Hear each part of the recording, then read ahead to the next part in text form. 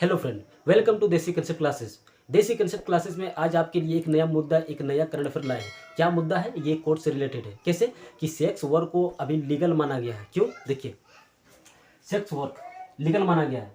देखिए, जस्टिस 3 जज थे, L N Rao, B R Gavai और ए एस बोपन्ना। इनके पीठ ने ये फैसला लिया कि ये फैसला सुनाया कि सेक्स वर्क एक लीगल है, एक प्रोफेशन है। अनुच्छेद 142 क्या है? अनुच्छेद 142 के तहत सुनाया गया। अनुच्छेद 142 के तहत सुनाया गया। अनुच्छेद 142 क्या होता है कि पूर्ण न्याय का अधिकार। देश के अंदर, इस देश के अंदर कहीं भी कोई भी मामला चल रहा, उस पर डायरेक्ट सुनवाई कर सकता है सुप्रीम कोर्ट, डायरेक्ट फैसला सुना सकता है अपना उसके बारे में। देखिए, आपके सामने एक पिक लगा हुआ है।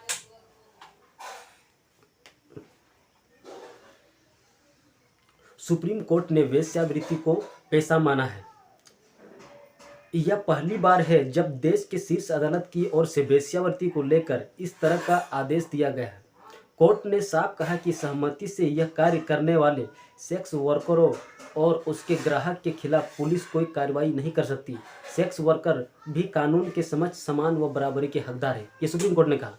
अब सुप्रीम कोर्ट की तरफ से दिया गया यह फैसला काफ़ी अहम बताया जा रहा है, खासकर समाज में बराबरी से प्राप्त होगा। अब देखिए, जस्टिस एल नागेश्वर राव, इसको क्या बोले हैं? जस्टिस एल एन राव की अध्यक्षता वाली जस्टिस बी आर गवई और जस्टिस ए एस बोपन्ना की 3 जजों की पीठ ने कहा कि वेश्यावृत्ति एक पेशा है और सेक्स वर्कर्स कानून के तहत सम्मान और समान सुरक्षा के हकदार है। अगर यह स्पष्ट है कि सेक्स वर्कर वयस्क है और अपनी इच्छा से वेश्यावृत्ति में है, तो पुलिस को इसमें हस्तक्षेप करने या उसके खिलाफ कोई आपराधिक कार्रवाई करने से बचना चाहिए।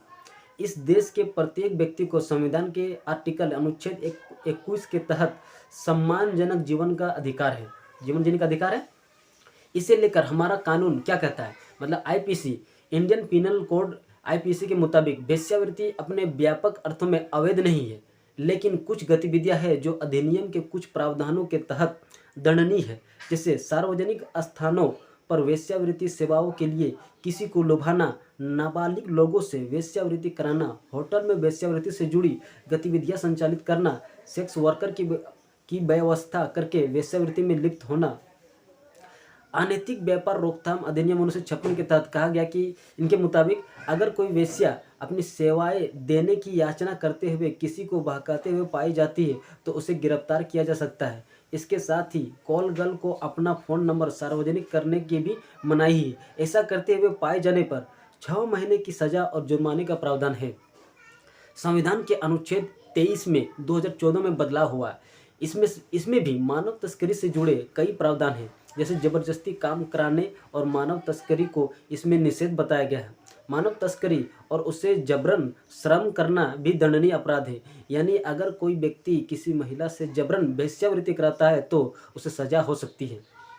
अब देखिए, सेक्स वर्कर को अपनी इच्छा से यौन संबंध बनाने के लिए गिरफ्तार नहीं किया जाना चाहिए, ना ही उसे किसी तरह दंडित, परेशान या प्रताड़ित किया जाना चाहिए। वेश्यालयों पर छापे के दौरान सेक्स वर्कर को गिरफ्तार नहीं किया जा सकता। अब ये सुप्रीम कोर्ट का नया गाइडलाइन स्टार्ट हुआ है। ठीक है, अब आगे देखिए कि कोर्ट ने क्या कहा। कोर्ट ने कहा कि सेक्स वर्कर के बच्चे को उसके माँ की देखभाल से वंचित नहीं किया जाना चाहिए। जैसे कि आमतौर पर मतलब सेक्स वर्कर के यहाँ जो बच्चा होता है, उसका बाप कोई नौवन नहीं होता है, कोई मतलब पर्सन मतलब ऐसे नहीं होता है कि बहुत कोई होता है। ठीक है, तो अगर किसी नाबालिग को वेश्यालय या सेक्स वर्कर के साथ रहते हुए पाया जाता है, तो ये माना नहीं जाना चाहिए कि उसकी तस्करी की गई है। अगर सेक्स वर्कर के ये दावा करे कि नाबालिग उसका बेटा बेटी है, तो उसे सुनिश्चित करने के लिए टेस्ट कराया जा सकता है। अगर दावा सही है तो नाबालिग को जबरदस्ती अलग नहीं करना चाहिए।